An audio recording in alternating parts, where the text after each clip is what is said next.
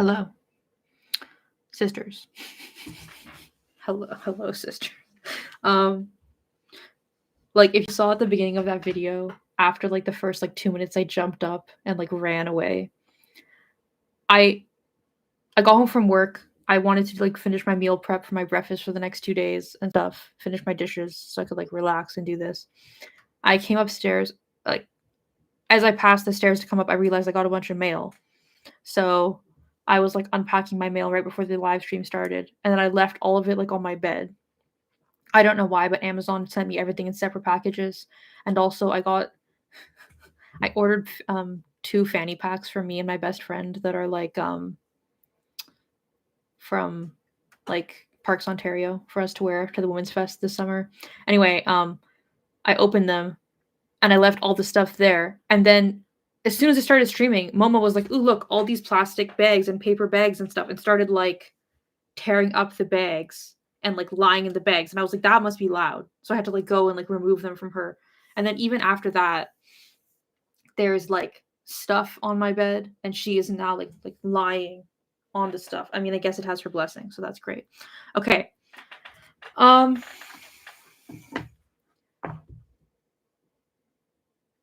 like the verbal rhythm of Marilyn Frye's writing. I kind of forgot how I'm not sure which word to use. Like you really have to focus. I kind of forgot it was like that. Or I don't know if I forgot, but I'm not like in that mode right now. I think when I read the second essay, I'll be able to process it better on Friday, just because I will like be more in that mode after this essay. But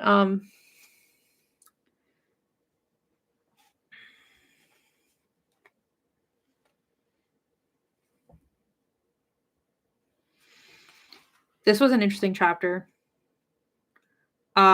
Reading the first page, I literally was like, wait, she's talking about right now? Like, it literally is like 1992. And then she's like, yeah, the terms politically correct and politically incorrect, like, what do they even mean in like common parlance? And I was like, dude. Yeah.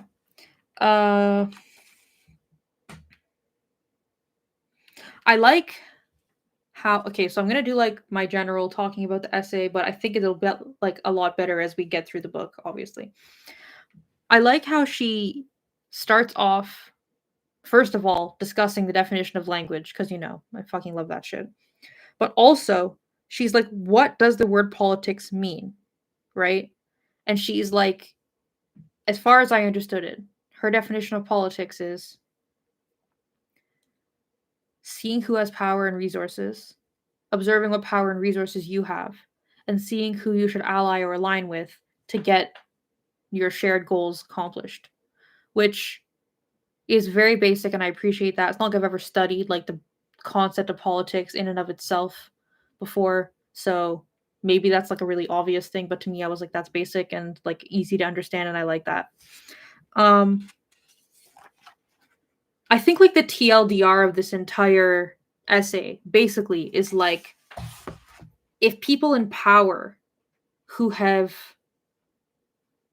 up till now and including now benefited from the way things are tell you that they're going to do something to make change, and you want change to happen, allying yourself with those people in power who claim they're making change happen will probably not have the outcome you want, because the people in power have a vested interest in maintaining the status quo. So she uses 3 examples, right? The example of affirmative action, the example of curriculum integration, and the example of multiculturalism.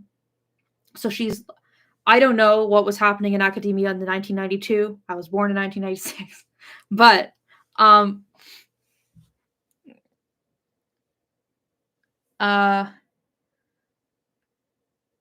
and also, I don't know a lot about affirmative action because I don't know. I'm Canadian, and I come from a very multicultural city where the concept that you need to like work hard to find people outside your ethnicity and include them like didn't really occur to me until I was like in university. Because a lot of the time, like being a white person who was English first language, I was like a minority in most of my childhood. Like that wasn't the people around me. Anyway, So with affirmative action, that was the one where I think it was like the most straightforward. She basically was like, the bureaucrats have written up this policy. They're going to use this policy so you can like check boxes and like say that you did something good. What is the actual impact that has on the average person of a quote? She keeps using women and minorities, right? Like in quotes. Like she knows this is like what they're trying to tick the box with the women and minorities.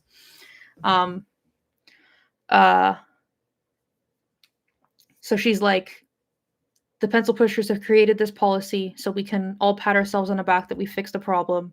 But because it was a policy created by pencil pushers, you, the person who wants the world to change and be a better place, might support it, but in reality, you're going to see how it doesn't really work out right. So she brings up like something that like we see today. Like we see it all the time. And even if it's not called affirmative action, like, you know, they always have these like equity and inclusion officers and stuff like that in a lot of organizations and institutions now. And it's like you'll have an entire board of people running some kind of institution or organization. And they're all like white, middle class, mostly men, right? And then there's like the equity inclusion officer who's like the token disabled woman of color, queer person. You know what I mean? So it's exactly what she's describing in 1992. Like nothing has changed. Yeah. So yeah, she talks about affirmative action. And I think that at least what I got from her general sense was like, don't be so quick to think that everything is solved because we're just watching this play out and it hasn't gone far enough. Like, don't be so quick to think like the solution is happening as we speak.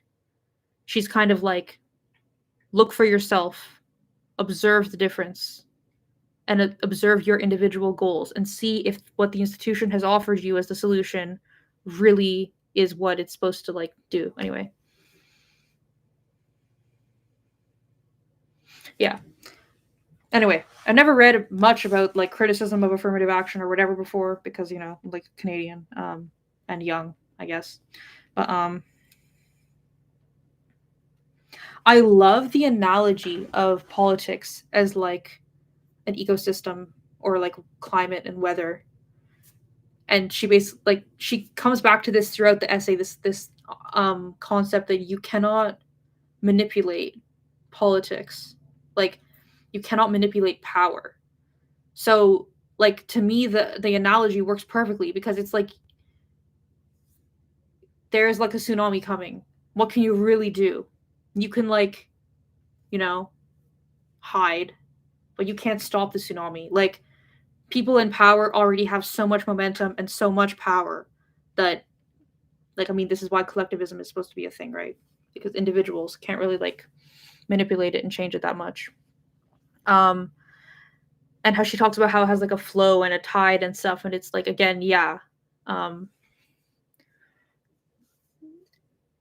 Even a lot of individuals against something like a flow or a tide is not gonna stop it. And I think like through from that analogy, she basically brings up like the idea of like synthetically modifying the status quo in a way that appears different, but at the end of the day is not different. Possible person says, I appreciate not trying to analyze people in a vacuum. I get annoyed how everyone wants to think that they would be the one good person with completely modern values in XYZ situations, and it's such bullshit. Yeah, I agree. So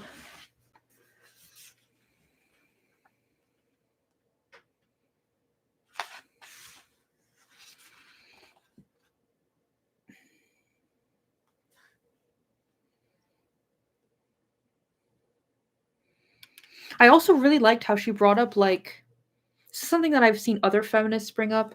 There was this one essay, I can't remember who the author was, but it was like about left-right politics and how she basically was like, even the concept of the left or the right could be like what's good for feminism is like on the assumption that like federal party politics at all could be for feminism. Anyway, the point of that I'm bringing that up is that author was like, women, you need to stop thinking you need to be like super educated to understand politics because you understand the nuclear family and you understand the church. And if you understand the nuclear family and the church, you understand political like power structures. And I was like, oh my gosh, so like this idea that women have like an intuitive base knowledge for politics, I really like. She brought it up here too. She was like there's times where you have like an instinct based on just like your natural environment and your natural upbringing that you don't need. She calls it like street smarts or something. She's like, you don't need like a textbook to understand that. And I really appreciate that she's bringing up like both like academic concepts and like everyday concepts. I like that a lot.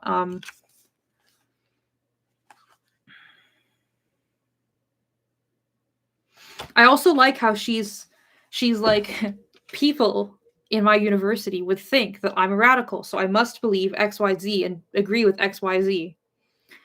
And she's like, let's unpack that a bit. I agree with, the concept of affirmative action, but I don't agree with the execution and the power structures involved in affirmative action because I think the outcome will be bad. So she basically is like, let's not ascribe politics to be this like black and white, left right thing. Because at the end of the day, politics is more complicated and should be more complicated, and you and me should have more nuanced, more complex understandings of it rather than right wrong. She brings up that in the politics subsection of the essay, she brings up this concept of like right wrong quite a bit. Like being on the wrong side or the right side, right? It brings to mind a lot of more modern politics, right? Like the most relevant thing I can think of in Canada is like COVID stuff. A lot of people were like, we need to have strong policies to handle COVID things. But then a bunch of people were like, I believe in vaccines, I believe in masking, blah blah blah. The policies don't make any sense to the average common person. They don't do what they're supposed to do because there's like such a separation between the people in power and the people like being subjected to policies. So it's not that there are people in that situation who are like on the right side or the wrong side. They all wanted like the same thing. They were just like the minutia of it doesn't make sense to me. Like I just when she was bringing up the political nuance thing of like right side, wrong side, like let's actually talk about what the goal is and what the process to get to that goal is. I appreciated that. It was, but obviously she wrote it out in like 5 paragraphs. Then she talks about the academy.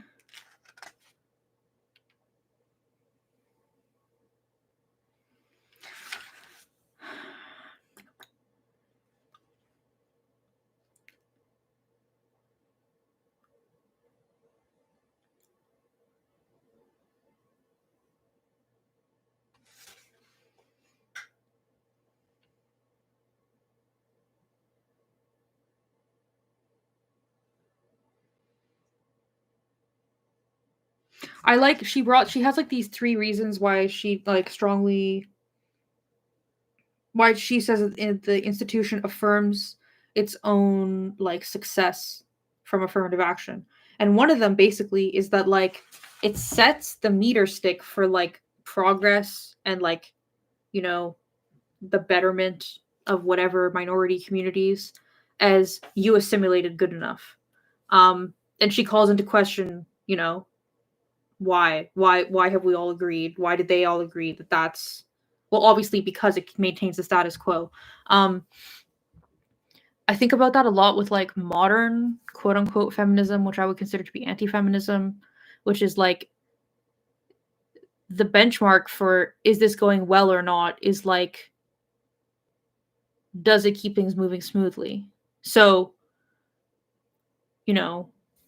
big picture stuff like making porn illegal or something would not make things go smoothly.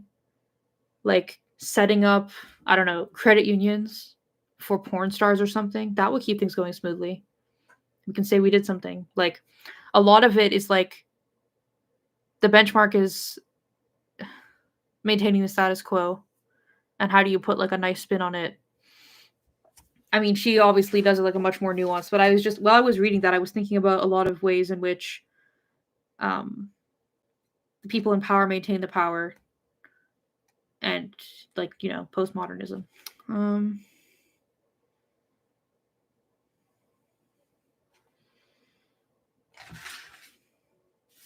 There was this one phrase that I was like, we should reread this.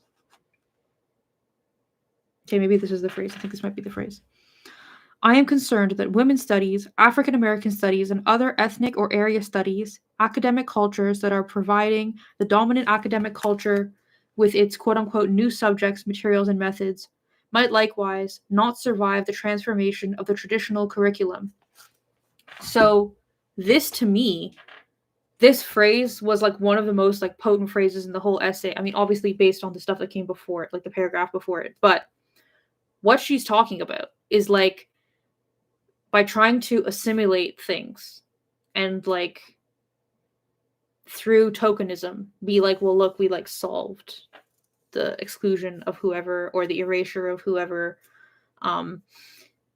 Through doing that, they actually like cannibalize themselves. So women's studies is like fucking great example. I don't know about African American studies stuff. Again, I'm not American.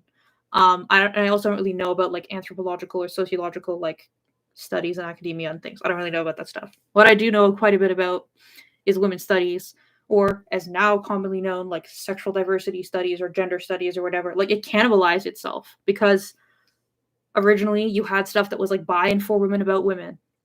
She even calls it like an academic culture, right? They had their own academic culture. Then they were like, we need to expand. And instead of going the plurality route, but she was like, we should go really into plurality. We need to be like multifaceted, like multidimensional, like it's kind of like I kept thinking of you know how like America is supposed to be like the melting pot, which to me is like you throw everyone together and then they assimilate into one amalgam. Canada, we're supposed to be the mosaic. So it's supposed to be like different things that all look different and act different, but they like stick together and they all like make a beautiful thing because they're differences. I'm not trying to be like Canada is great, but I'm just saying that this is like a thing I think about because when we were like in school as kids, they like taught us this concept that Canada is supposed to be mosaic. So I'm not trying to say it's like realistic, but I'm just that's kind of what she was talking about. She was like, if academia is actually going to do this in the right way, what it should be is like preserving individual cultures and individual information and like complementing each other, like showing the stuff in relation to each other, not trying to say it's all the same or it all works together or like this is how women's studies got destroyed, right?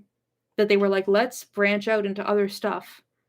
And then by trying to show over and over and over again that they were progressive and they were focusing on the more important stuff and they were focusing on like the more oppressed people and all this shit, women's studies like got killed, is dead, like it's gone. Also like with this whole like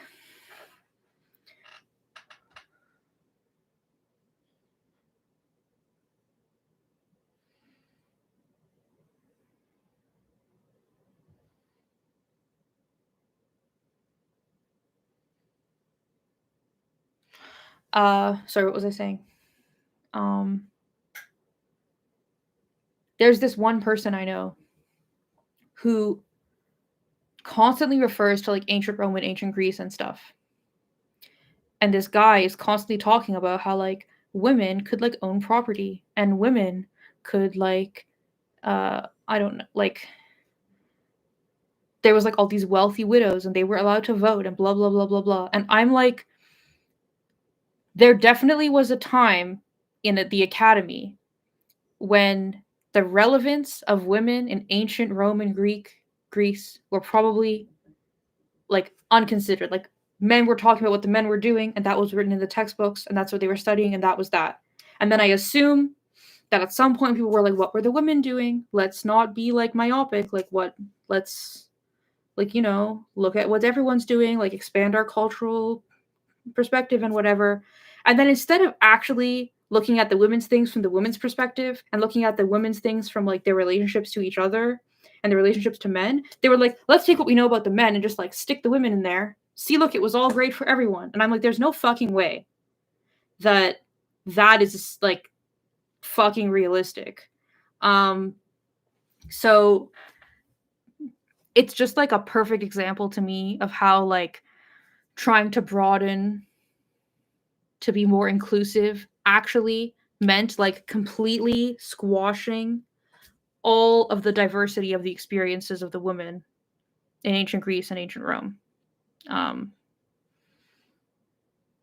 Because like the other thing too is like class. Like when this guy talks about these like super progressive cultures where women had all these rights, I'm like, you have like zero awareness of like the class aspect of it either. Like just off the top of my head, like Aristotle and Plato, didn't they both say like, women are basically stupid animals who are meant to have babies. We can't expect them to think in multiple ways throughout a lot of their work. Like asking women to leave the home seems kind of like cruel and unusual treatment. After all they're good for is breastfeeding and fucking. Like just to me it's like this idea that like you can just like stick other stuff into like one thing that like the institution has already acknowledged, right? And then say like it applies to everyone. It's like completely destroying the differences. I had that conversation with this guy like today. He keeps bringing it up today, and I was like, shut the fuck up.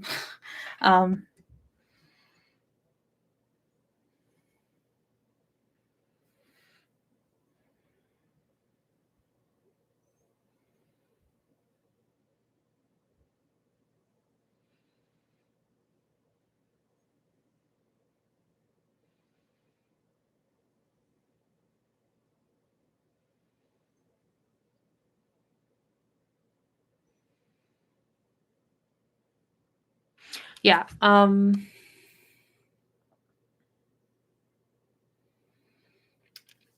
Possible Person just brings up how like the left has become super like reactionary and kind of like prescribed at this point, and that at the end of the day that's a very conservative thing and not a liberal or leftist ideal. And I completely agree with that. Like throughout this essay, as she was describing, there's several times where she basically, I'm like paraphrasing, but she basically is like, let's analyze like the powers that are inherent to this or the decision making that's inherent to this. And she, to me, that's kind of like, imagine like a leftist saying, this is my position on something, and saying like, let's question that. I couldn't even imagine a leftist saying like taking like me saying let's question that in good faith, because there should be no questions. It's like either you're right and you're on my side and there's nothing else. But I'm kind of used to that because we're radical feminists, so we question fucking everything.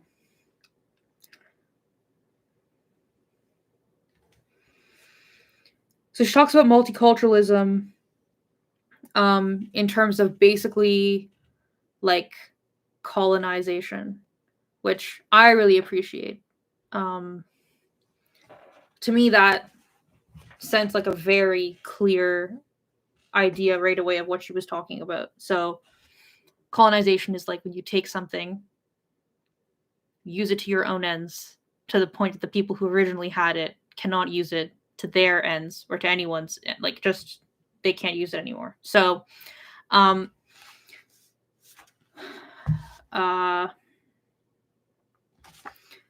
there's a couple of phrases that she uses here. I really liked this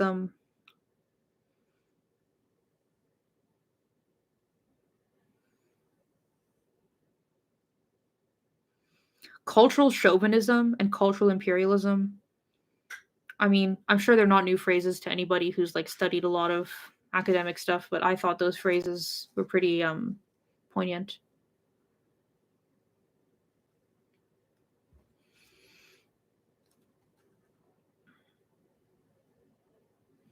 But yeah, basically her entire thing on multiculturalism was like, you can't take the stuff you already know, stick some new things in there and be like, look, I've extended my understanding. She's like, you need to like understand it in a different way, in a different context, into a of itself, without mashing it into what you already understand. If you do that, then you're just like using it to prop up something that you already know, rather than knowing it for like as a separate thing.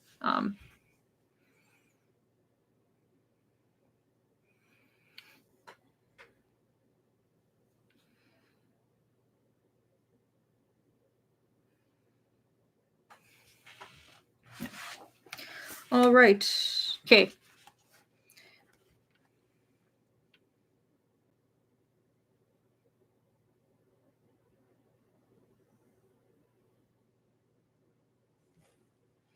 So then in the final section, the getting it right section, which is like, the essay, the essay's title, she talks about like correcting things. So I think that this entire, it's only like 4 paragraphs. I think this section, it actually reminded me a little bit of Scum, where she basically is like, it would be like kind of insane of us to think that we could take the institution as it is and like tweak it a bit to fix it, and then suddenly it'd be working for us. I mean, maybe that's not exactly what she said, but that's kind of what I got out of it. Because she's like, at the end of the day, anything that's like on an institutional power level that's a problem, who's going to have the like authority to change it? Well, it's not going to be one of us. And she, even at the very end, is like, even if it was one of us, like trying to change the thing within the institution again and again and again and again, obviously is not having the right result. So she's like, let's try to do something outside the institution to fix the problem, which she even acknowledged. She's like, I don't know if it'll work, but at least we'll be trying something different, which I like. I like the like humbleness that Marilyn Frye has. She never is like, I know the solution to all the problems. She's always like, let's imagine that we could try something new. It's like a theme in a lot of her essays that I like. Because she, at the end of the day, is like, let's just think things through in a new way. She's not trying to say like, go out and do this thing right now, right? But she's like, yeah, so the institution is set up the way it is. Correcting the institution, who's going to do that?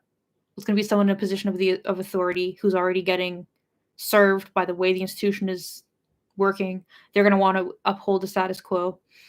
And anything that they do to correct it will come from their own experience and their own knowledge, which will inevitably be self-serving, even if that's not their intention. I mean, I don't know if she says that part about the intention, but it seems to me like that.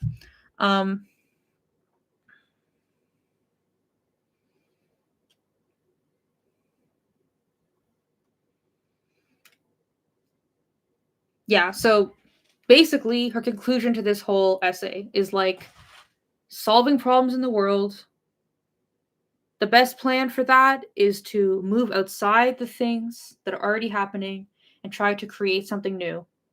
Staying inside the institutions that already exist and trying to tweak and modify them generally is not a good plan for changing the way things work.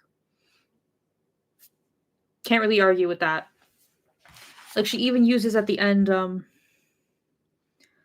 as for the question of whether I am getting it right when I promote such a politics of separation, creation, and autonomy, I cannot, of course, be certain, but I am quite sure such a politics, at least, does not get it wrong in the same old way.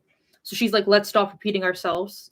And I think, like, the fact that she uses the term separation, creation, and autonomy, like, considering, like, her whole last book talked about, like, separatism, like, women's separatism, and now she's bringing it up in terms of, like, a general politics.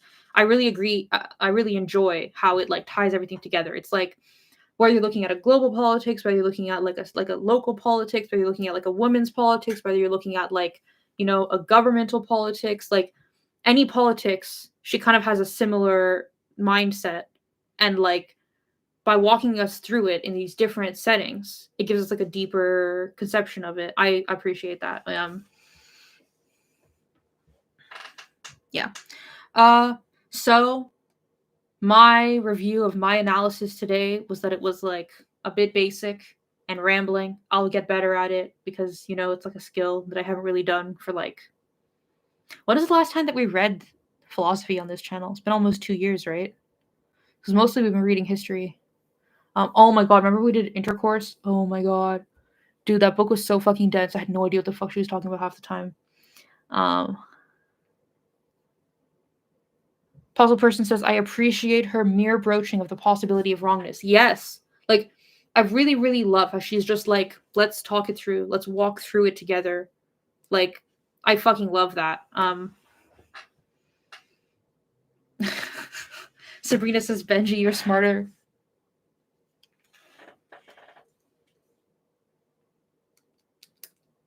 Sabrina, am I messing up the audio?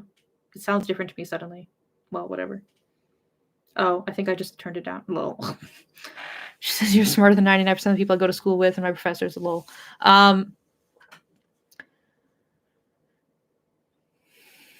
Okay, good. I think I have like this thing that I keep forgetting exists. I think I like turned down the volume, but then I was like, no, I clicked the mute button. But also I think this doesn't control anything because it's like plugged into a mic that has controls on. I don't know. Anyway. Yeah, sometimes I feel like I'm a super genius because everyone is so stupid, but then other times I'm like, actually, I'm like the dumbest person. So I don't really fucking know. Yeah. Anyway, thanks for tuning in. Let me get Momo so we can say goodbye.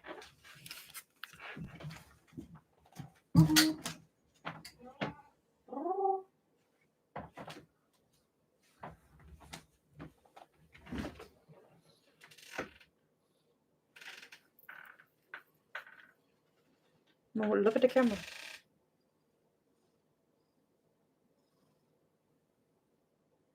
Wave at the people. Hello.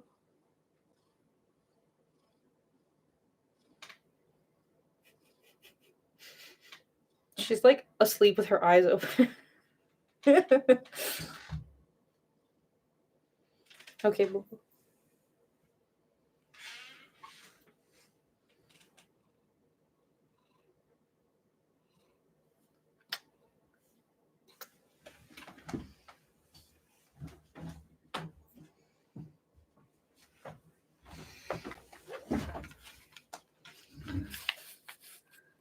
Is Momo a lesbian? I mean, she's only ever been around one other cat and she hates that cat. So I don't really know like if I have any data, but like let's say.